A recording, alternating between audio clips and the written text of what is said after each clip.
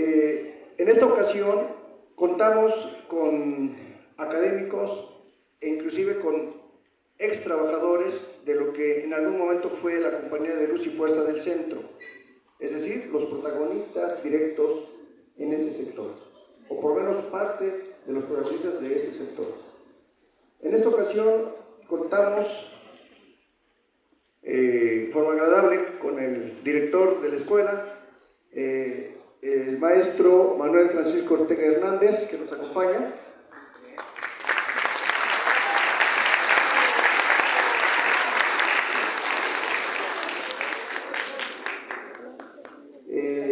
También nos acompaña la maestra Angélica Muñoz.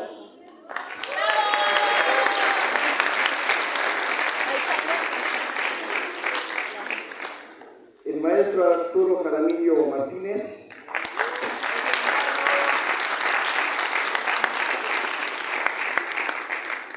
Y los invitados para este evento, Ricardo Arenas, perdón.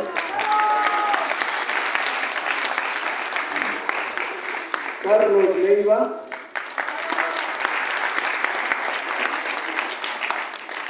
Y Mario Benítez.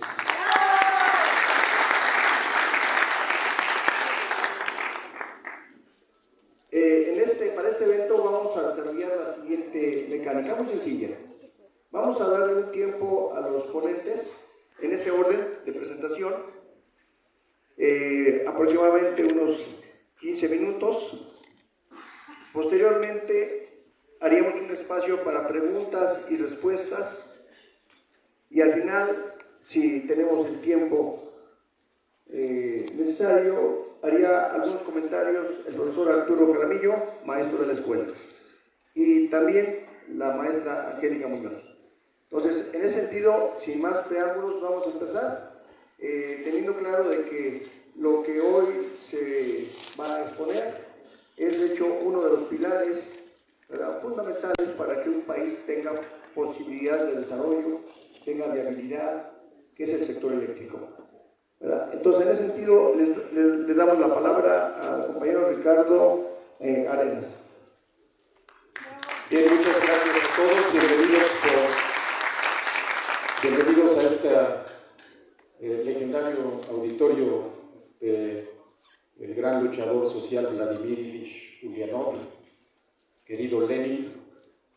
Este lugar, llegar aquí, es para nosotros, los miembros del SME democrático, un avance sustancial en nuestra lucha por recuperar nuestros derechos conculcados por el neoliberalismo. Yo voy a presentarles una ponencia que trata de las razones de peso para la restitución de la empresa pública en la zona centro del país. Como preámbulo, solo quiero colocar la siguiente frase.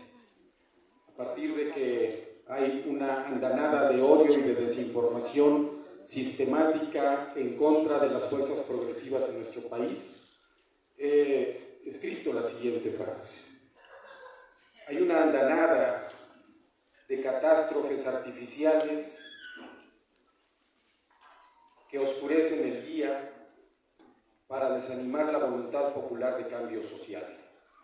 Son burbujas de desinformación auspiciadas por los promotores del odio rosa. Ustedes los pueden identificar muy bien. Bueno, la razón o la decisión perversa para liquidar y extinguir a Luz y Fuerza del Centro fue una medida calculada y premeditada desde el cuarto de guerra neoliberal. El objetivo era adueñarse del sector energético más importante desde aquí hasta la posteridad, a cualquier precio. El plan para desaparecer a una empresa pública pasó por cooptar a los dirigentes sindicales.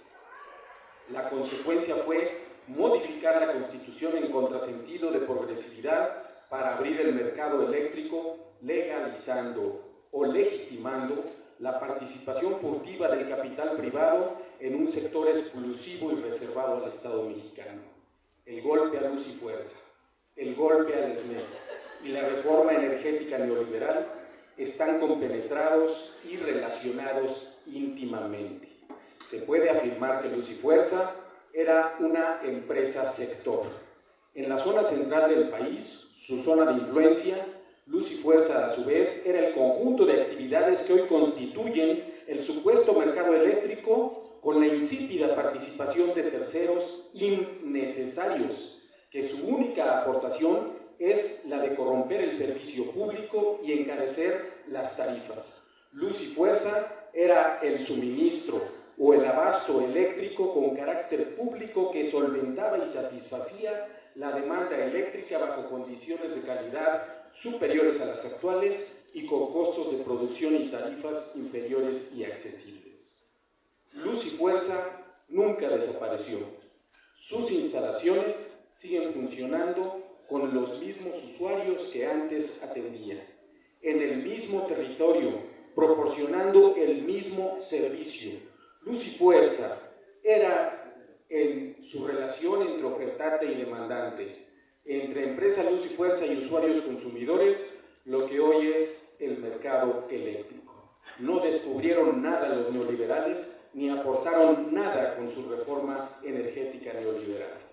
La importancia de la electricidad está vinculada con el derecho humano a la energía, de igual forma que el suministro eléctrico está asociado con la empresa pública.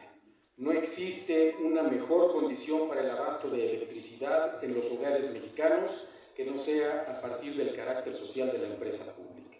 Y eso es lo que garantiza el abasto a todos los hogares y la satisfacción de las necesidades de todos los mexicanos. Luz y Fuerza era en sí el conjunto de relaciones de producción típicas de una empresa eléctrica monolítica. Luz y Fuerza era también la industria eléctrica. Sus procesos productivos de generación, transmisión, distribución, transformación, comercialización, junto a su estructura funcional de planeación, dirección, administración y producción, etc., constituían, junto con la infraestructura y sus bienes, las condiciones para satisfacer la demanda energética, lo que conocemos como el servicio público de energía eléctrica. Los motivos para extinguir a Luz y Fuerza. Fecal.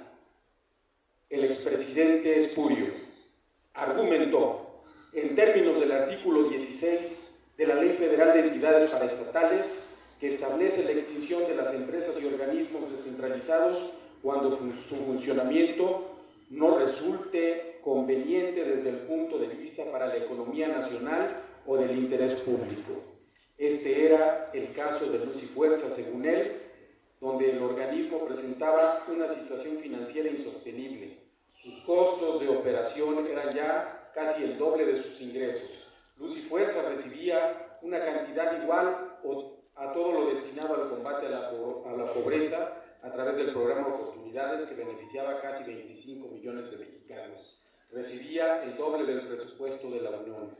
Lo peor de todo, que las pérdidas económicas venían aumentando año con año. Esos fueron los supuestos motivos para extinguir a Luz y Fuerza. ¿Qué es lo que ocurrió? ¿Mejoró el servicio? Esos eran los pretextos. Para mejorar el servicio extinguieron Luz y Fuerza. Defender la economía nacional, para defender la economía nacional extinguieron Luz y Fuerza. Para crear empleos extinguieron Luz y Fuerza. Para defender el servicio público extinguieron Luz y Fuerza. ¿Y qué es lo que pasó? Se privatizó el servicio. Entraron las multinacionales. Se hizo una reforma energética, encarecieron las tarifas y hoy, en la actual zona que atendía Luz y Fuerza, vamos a hablar de algunos números.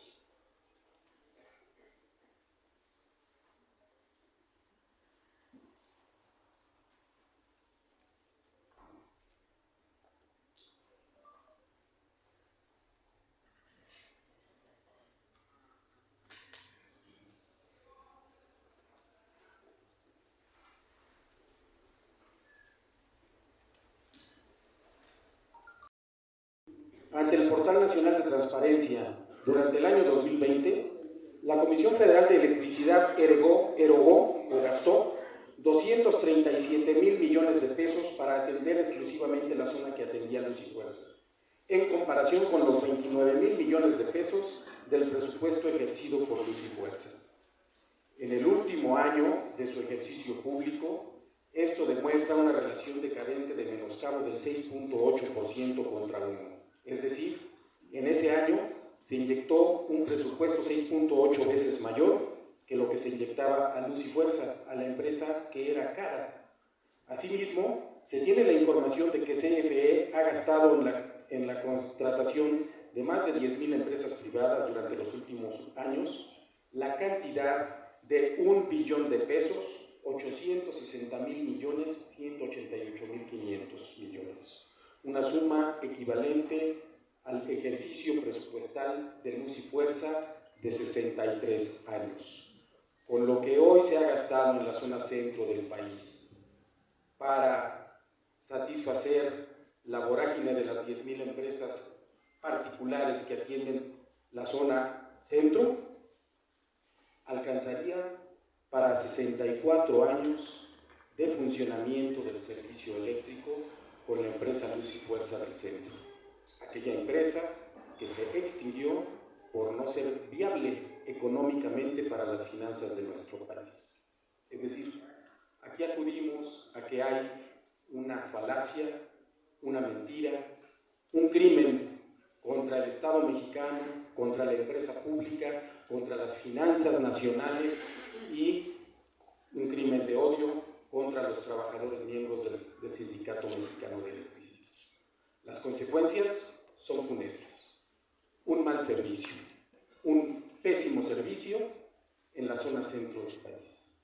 A cualquier punto donde ustedes volteen podrán encontrar una maraña de cables con condiciones de instalaciones inseguras, con condiciones de instalaciones en condiciones de pérdidas.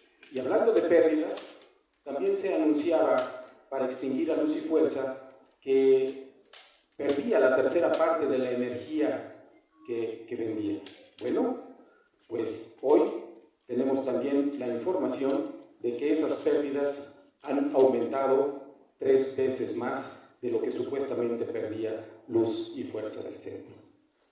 Por consecuencia, pues para nosotros es muy alentador que el presidente Obrador haya tomado cartas en el asunto, a pesar de que en el Congreso pues no tuvimos suerte porque fracasó la pretendida reforma eléctrica del presidente Obrador, porque las multinacionales pues tienen un alto poder de cooptación y corrupción e impidieron que los diputados o legisladores de la oposición razonaran por el bien público y en el sentido correcto de aprobar esa reforma para modificar el orden del despacho y componer todos aquellos daños que nos ocasionó la reforma neoliberal de Peña Nieto.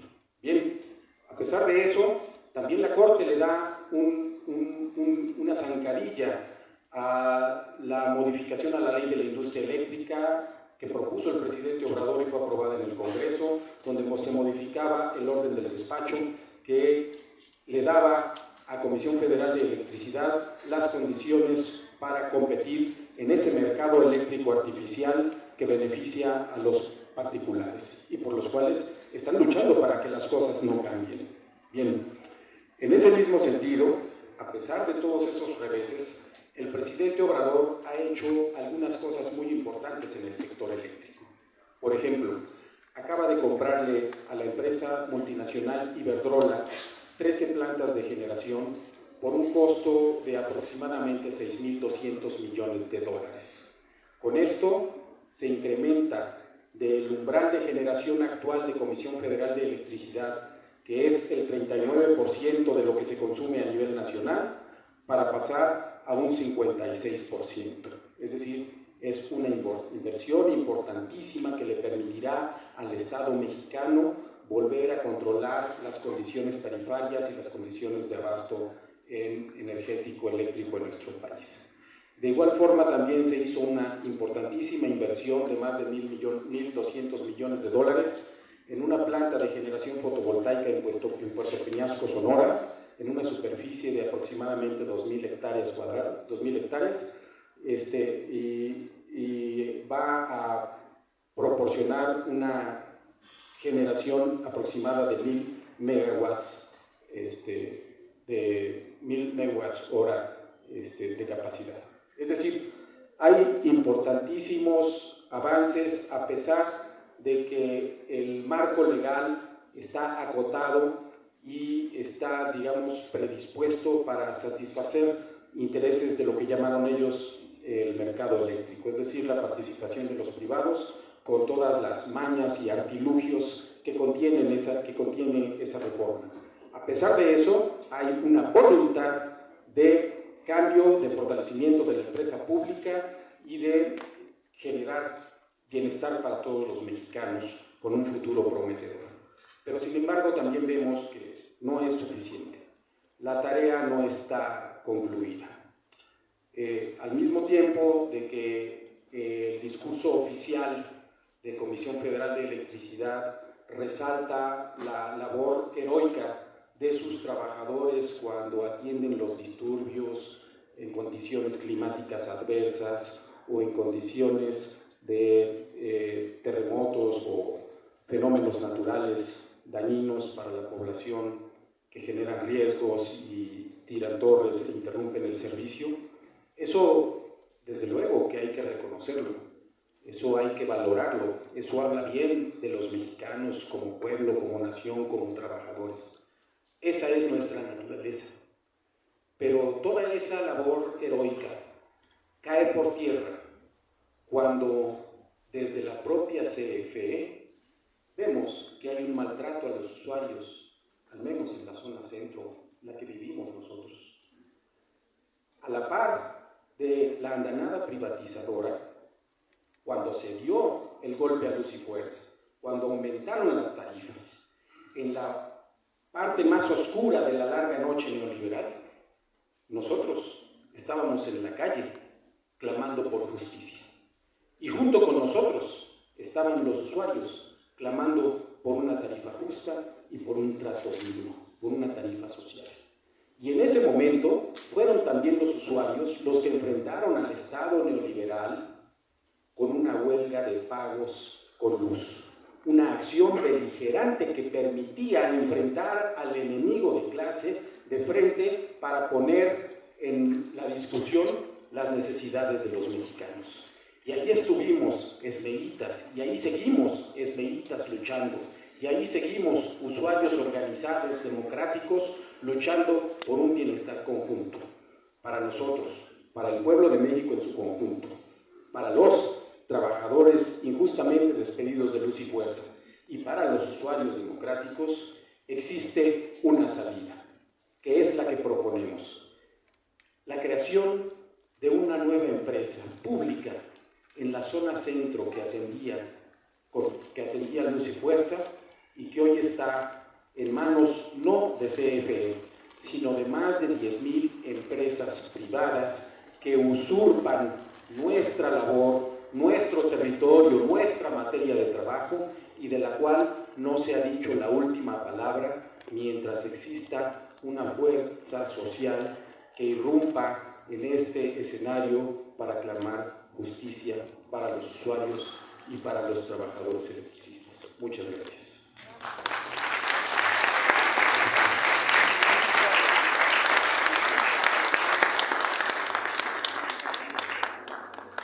Bien, vamos a pasar el micrófono a Carlos Leiva para que continúe la exposición programada para este día.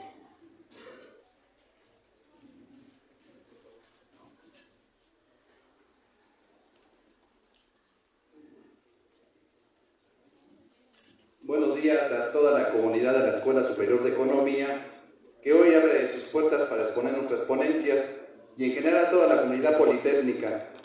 Para nosotros es un honor estar aquí con ustedes y un privilegio interactuar con su comunidad, tanto estudiantil y académica. Son muy gentiles en abrirnos este espacio. El día de ayer que preparaba precisamente esta ponencia, abriendo el baúl de los recuerdos de cuando fui trabajador de luz y fuerza del centro, me encontré con este souvenir, precisamente que data de la colaboración que en ese momento, en ese tiempo tuvimos tanto el Politécnico, Luz y Fuerza del Centro y el Sindicato Mexicano de Electricistas, ya que ustedes, allá en la Unidad Zacatenco, estoy hablando como institución politécnica, nos estaban ayudando en ese tiempo a poder mejorar los procesos productivos de nuestra empresa. Se había en un momento dado por parte de la administración implantar el modelo empresarial de Unión Fenosa en España. Sin embargo, los trabajadores electricistas sabiamente decidimos que fuera a través del Politécnico que llevara este proceso de modernización, que quedó inconcluso porque ustedes saben que nuestra empresa fue ilegalmente liquidada y extinta en el 2009. Pero queremos agradecerles nuevamente que nos abran este espacio. La verdad que lo hacemos con mucho cariño ante todos ustedes, y agradecer aquí también al maestro Manuel Francisco Ortega, que es el director de la Escuela Superior de Economía, al maestro Arturo Jaramillo y al maestro Álvaro Mendoza, ya que sin ellos no hubiera sido posible la realización de este evento. Para ellos todo nuestro respeto y gratitud. Entrando a la materia de lo que nos trae aquí el tema de la importancia del sector eléctrico en la economía nacional, yo agregaría que también para el desarrollo social del país. Y tenemos que remontarnos a la época del Porfiriato para entender la importancia del sector en nuestra economía. Uno de los impulsos más importantes fue con la llegada de Porfirio Díaz a la presidencia en 1876, fue la creación de plantas generadoras de energía, mismas que proporcionarían iluminación artificial a las mineras y posteriormente a las calles y residencias. Fue en León, Guanajuato, en una fábrica textil, donde se instaló el primer generador termoeléctrico que dio inicio a la historia eléctrica de nuestro país. Fue así como en este régimen se otorgó al sector eléctrico el carácter de servicio público el 11 de diciembre de 1881, en donde por primera vez en la historia se iluminarían las calles de la Ciudad de México. La firma encargada de la histórica labor de instalar el alumbrado público en las calles de la Ciudad de México fue la Compañía Mexicana de Gas y Luz Eléctrica. En la Plaza de la Constitución colocó 50 lámparas eléctricas, mientras que en la Alameda Central se instalaron 100, más 2,000 faroles de gas y 500 de aceite para barrios alejados del centro de la ciudad. En 1894, la empresa Siemens ganó la licitación y se inició con el cambio de lámparas de gas por eléctricas. A partir de este momento, se fue extendiendo la red de mercados urbanos y comerciales y se creó la Compañía de Luz y Fuerza. La mayoría de las compañías que producían electricidad eran de origen mexicano. La mayor parte de ellas estaban en la parte central del país. Se inicia la concesión del servicio eléctrico. En 1903, Porfirio Díaz le otorga a The Mexican Lion Power Company la concesión para la construcción del sistema hidroeléctrico Necaxa, explotando y aprovechando las caídas de los ríos Tenango, Necaxa y Jaxtepusca, primer gran proyecto de energía hidroeléctrica del país y de América Latina. Dicho complejo de presas, lagos y generadores nació no para electrificar la zona aledaña, sino para vender la energía en la zona minera de Pachuca, en Hidalgo, y para atender los requerimientos crecientes de la capital del país. La historia siguiente de nuestra capital no podría entenderse sin Necaxa. No nos explicaríamos el desarrollo del transporte, ni las obras de agua potable y el alcantarillado de aguas residuales e industriales. Además de Necaxa, surgen empresas en otros lugares del país. En 1909 empieza a construirse la presa La Boquilla, sobre el río Conchos, en Chihuahua, cuyo propósito era hacer negocios con las empresas mineras extranjeras de la zona del Parral y de Santa Eulalia. La energía producida en México pasó a manos de The Mexican Lion Power Company, de American and Foreign Power Company y la Compañía Eléctrica de Chapala, las cuales fueron absorbiendo parte de las pequeñas compañías, incrementando su poderío de redes de distribución. Durante los años más violentos de la Revolución de 1910, la empresa anglo-canadiense, con sede en Toronto, construyó una de las empresas de arco más grandes y modernas del mundo en ese momento. Comenzó a funcionar en 1916. ¿Cómo pudo hacerlo en semejantes condiciones? Obviamente se trataba de sistemas eléctricos independientes. Para destacar que en la década de 1930, por la demanda de electricidad de las bombas de los pozos profundos de los agricultores laguneros, se hizo una interconexión entre la termoeléctrica lagunera y la hidroeléctrica de La Boquilla. En 1917, la Revolución Mexicana obtuvo como uno de sus resultados la oportunidad de la incorporación del gobierno en el mercado eléctrico. En 1926, el Código Eléctrico Nacional declara la electricidad como un bien público, y le da la facultad al Congreso de la Unión para legislar cualquier asunto correspondiente a ella. Otro aspecto es que la electricidad trajo consigo el surgimiento de nuevos servicios, pero también de nuevos grupos sociales y de organizaciones, lo mismo que de nuevos saberes, oficios y especialidades. Cabe resaltar que en plena efervescencia revolucionaria, el 14 de diciembre de 1914, los trabajadores de la Compañía Mexicana de Luz y Fuerza Motriz Sociedad Anónima y de sus subsidiarias, las compañías de Luz y Fuerza de Pachuca Sociedad Anónima, Mexicana Meridional de Fuerza Sociedad Anónima, de Fuerza del Suroeste de México Sociedad Anónima y de Luz y Fuerza Eléctrica de Toluca Sociedad Anónima, constituyeron al glorioso Sindicato Mexicano de Electricistas. Nosotros somos descendientes de esta gran organización, de esa generación de electricistas que lograron plasmar en su contrato colectivo de trabajo las grandes conquistas laborales en beneficio de sus trabajadores.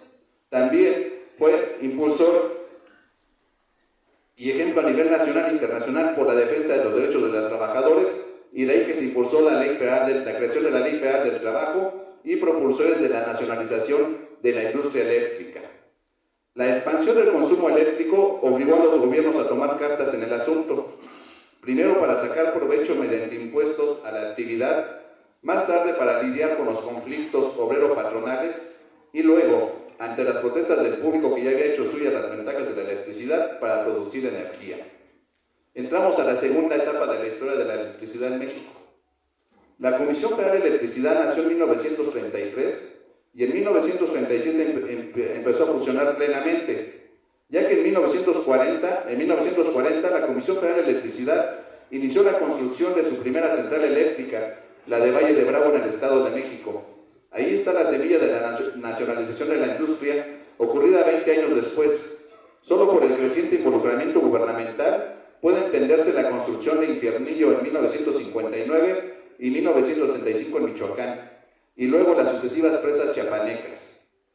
El 14 de agosto de 1937 nace la Comisión Federal de Electricidad con el objetivo de organizar y dirigir un sistema nacional de generación, transmisión y distribución de energía eléctrica. A la postre, se empieza a construir la Red Nacional Eléctrica, que expresa el avance del mercado interno, da cuenta de la consolidación del Estado Nacional, no solo por el control territorial que implicaba, sino por su lugar como productor de una energía estratégica para la economía del país. No fue tarea fácil, eran frecuentes las quejas de productores y de vecindarios por la falta de electricidad. El hecho más destacado se da en 1960 en esta etapa, año en que se nacionaliza la industria eléctrica por iniciativa del presidente licenciado Adolfo López Mateos. Para llevar a cabo este proceso, las empresas privadas se vieron forzadas a vender sus activos a la empresa paraestatal Comisión Federal de Electricidad. Aquí se construiría el modelo conocido como de integración vertical o monopolio estatal, que en palabras sencillas significa que una sola empresa es la que controla todos los eslabones de la cadena de valor, que en ese momento eran la generación, la transmisión y la distribución de energía eléctrica. La Comisión Federal de Electricidad adquiere las pequeñas compañías eléctricas. El 54% de la capacidad instalada en el país correspondía a Comisión Federal de Electricidad.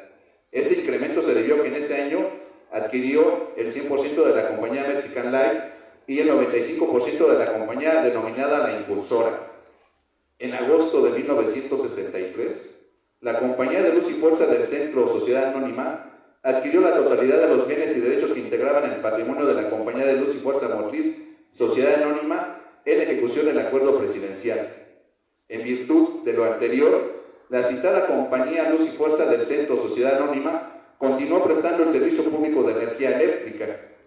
El 22 de diciembre de 1975 se publicó la Ley del Servicio Público de Energía Eléctrica, en concordancia con la nacionalización promulgada en 1960, estableciendo que las empresas concesionarias entrarán y continuarán en disolución y liquidación y prestarán el servicio hasta ser totalmente liquidadas.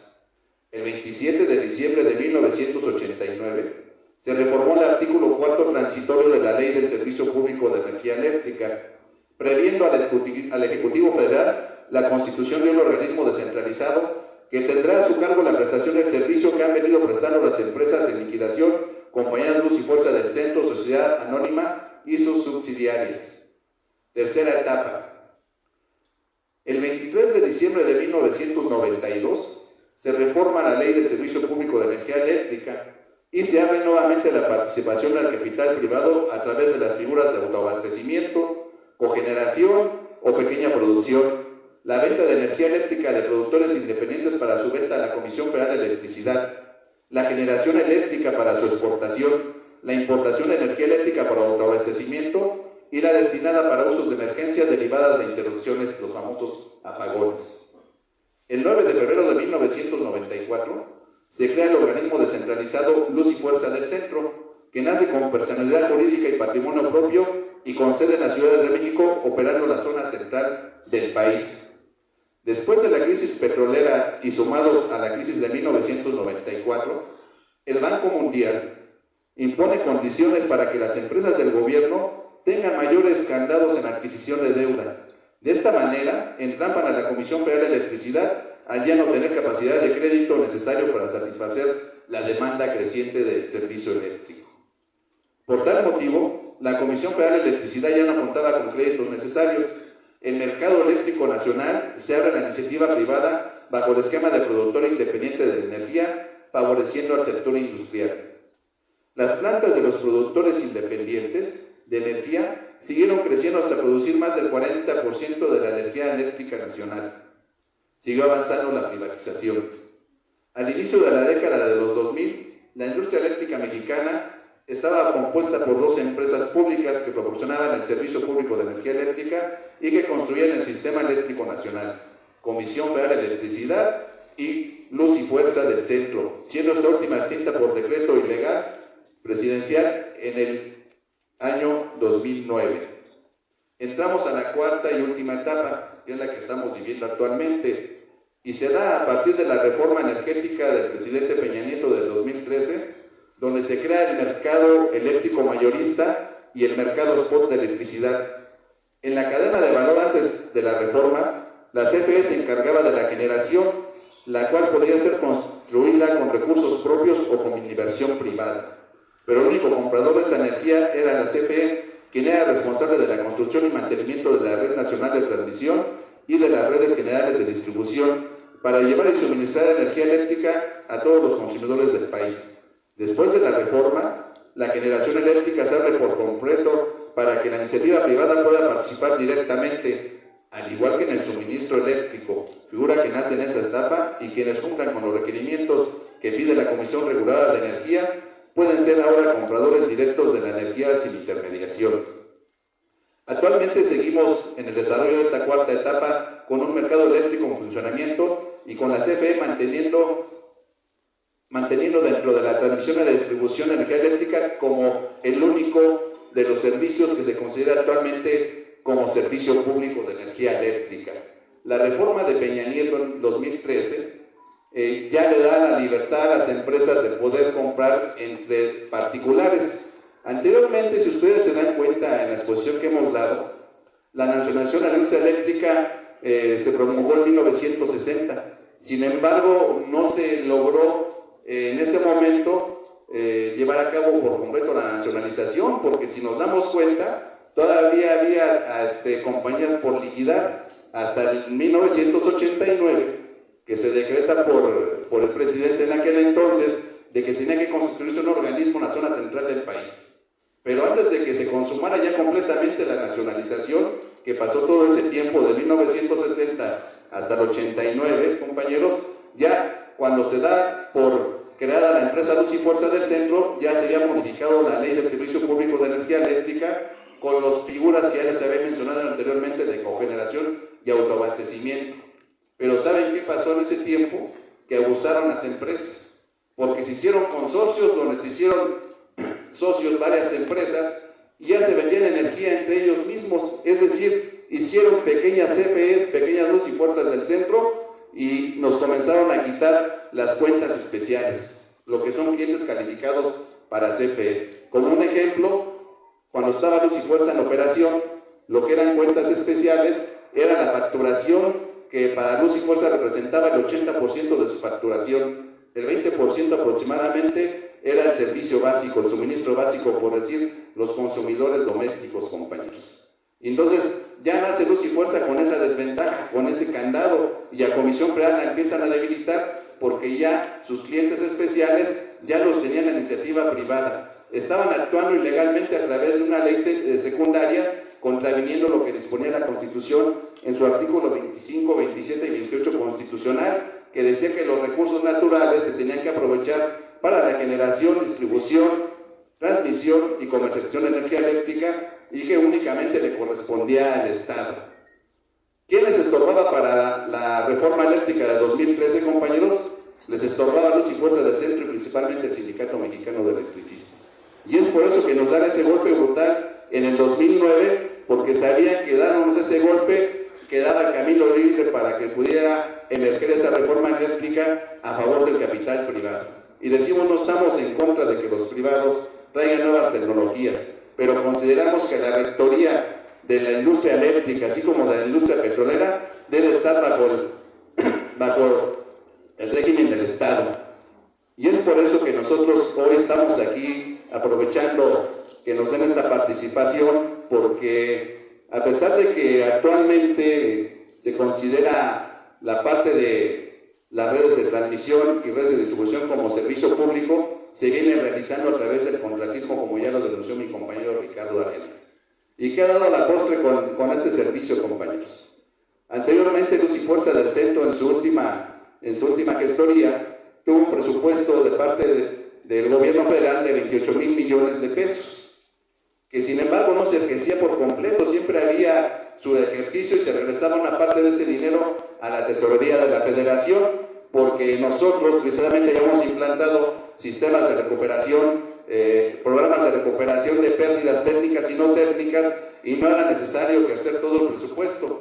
Sin embargo, después de la extinción de Luz y Fuerza del Centro, han pasado aproximadamente más de 9,000 empresas contratistas encargadas de dar el servicio en la zona que teníamos nosotros. ¿Y saben cuánto es el presupuesto que se viene gastando anualmente? Más de 200,000 millones de pesos. Y entonces nosotros decimos y nos preguntamos, ¿realmente era verdadero el argumento en aquel entonces de Felipe Calderón de decir que éramos un lastre para la economía del país? Yo creo que no, compañeros, porque aunque en ese momento decía y se captaba a Comisión Federal de Electricidad que ellos hacían con 8,000 trabajadores lo que nosotros hacíamos con 44,000, pero no contemplaban que esas 9,000 empresas también ocupaban personal. Entonces no eran los 8,000 que decía Comisión Federal de Electricidad que le bastaban para atender la zona central del país, compañeros. Esa es la situación que estamos viviendo actualmente con esta reforma eléctrica, que a bien tuvo el presidente en su momento de denunciar la situación que ya les hemos comentado de cómo venían operando los consorcios empresariales para venderse energía eléctrica entre ellos y no invertían en lo que eran las líneas de transmisión. Y es por eso que en muchas zonas del país de repente hubo apagones, porque se creaban muchas empresas generadoras, pero no se fortalecía, no se reforzaba, no se ampliaba la red de transmisión al sistema nacional ni la red de distribución. Yo veo ahora con preocupación que actualmente el proceso electoral que estamos viviendo en el país no he escuchado actualmente por ninguno de las dos candidatas y uno de los candidatos el que tengan un programa, un proyecto eléctrico a nivel nacional para los años futuros. Sí se habla de establecer nuevas plantas de generación, se habla de las plantas intermitentes que son las que son a través de fuentes renovables, que son ecológicas, pero no se habla de la red de transmisión, que es donde menos se ha invertido, compañeros. Necesitamos en el país fortalecer la red de transmisión, porque si no va a colapsar con tantas generadoras que ya hay en este momento. Y hay necesidad de establecer más plantas de generación, porque vemos que hay, ahora con lo de nearshoring, compañeros, viene ya la inversión privada, pero también se no encuentra condiciones de que esté fortalecida la red de transmisión y distribución para poner plantas de generación, compañeros, pues la verdad que sí va a afectar la economía nacional. Y nosotros volvemos a hacer este énfasis en lo siguiente. Para nosotros es necesario, como electricistas democráticos, trabajadores de Luz y Fuerza del Centro, creemos que se debe de regresar la empresa pública a la zona central del país, compañeros. Que haya rectoría del Estado en materia eléctrica y petrolera, pero principalmente en energía eléctrica, compañeros, porque estamos seguros y convencidos, y creo que ya todos ustedes lo saben, que el sistema eléctrico nacional, la industria eléctrica fue, es y será palanca de desarrollo económico y de desarrollo social en nuestro país, compañeros. Eso es todo por mi parte, compañeros. Muchas gracias.